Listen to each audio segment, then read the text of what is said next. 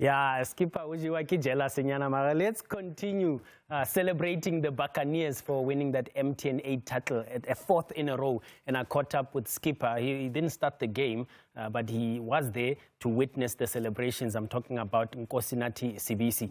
Talking about the tepid start that they have at the beginning of the season, but building momentum to eventually win this trophy. And he says they are in it to win it. He's talking about the title race in the Betway Premiership. Look, whenever there's change, there's doubt, and uncertainty. So for us, we knew what we were capable of doing, and I think we proved it when we were in Spain. It was a matter of a hiccup, a slow start in the league, but we know what we can do. With the quality that we have, there's no ways that we shouldn't be dreaming, of lifting every trophy, and what better way to start off with the MTN 8 trophy. Yeah, there's no way we cannot dream, of pushing for every trophy. With the quality that we have, the squad that we have, the depth that we have, I think it's only fair that we replay winning such tournaments and such titles. So for us, it's just a matter of keep going and let's see what the future holds. Seeing what the future holds.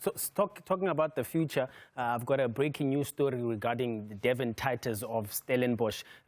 Coming to the end of his contract as things stand, I'm told, because he's got an agency that's got a vast network in Europe, he's angling for a move abroad. I do wonder, Mark Haskins, what this would mean for Stellies if they were to lose a player of this caliber. It would be a massive blow. Devin Titus has been an important player for them since his introduction into the first team, and so certainly would be a massive blow. I'm very surprised, though, that they've gone into his final season without having renewed him. Now that he's in his final season, he can pretty much leave as a free agent at the end of the season. And generally, Stellies would have taken care of that before the start of the season, but definitely a big blow for them, and especially if they're going to lose him as a free agent. Is this the reason why perhaps Stellenbosch are always top three but never 2 or 1? Because every single season, they literally lose their best players. Yeah, when you're a team like Stellenbosch who believes in, promoting players from the academy, obviously you want to sell. And this is a team that always sell players. But, yeah, of course, they will always come short when it comes to quality. But the reality is they've always got a pipeline. There's always someone else coming through. Trying to get them to get going and trying to get them to that level every season. Mazola? Yeah, it'll be interesting to see what happens with that Devin Titus story as it develops. Remember, there's still a couple of months to go. Maybe Stellies will try a lot harder to try keep his services. Let's move on now to Kaizer Chiefs. My colleague Veli Lemnyandu was out at Naturena this morning. They build up to a top-of-the-table clash at FNB Stadium against Kukune United. But Coach Nabi, with Cedric Kaze speaking on his behalf as his translator, talking about the possibility, as we know, that transfer window ends exactly a week from now, talking about having a few players being offloaded in the build-up to what they want to be a good season with a trimmed squad, so to speak.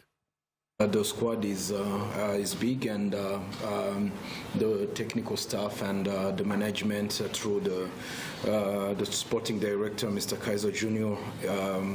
Club is working on options of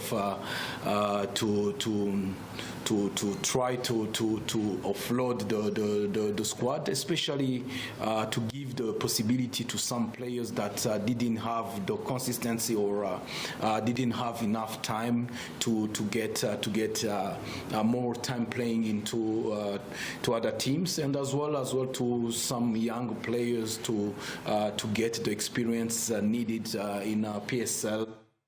That's Kaizer Chiefs, but I've got a disheartening story at the moment as my final piece.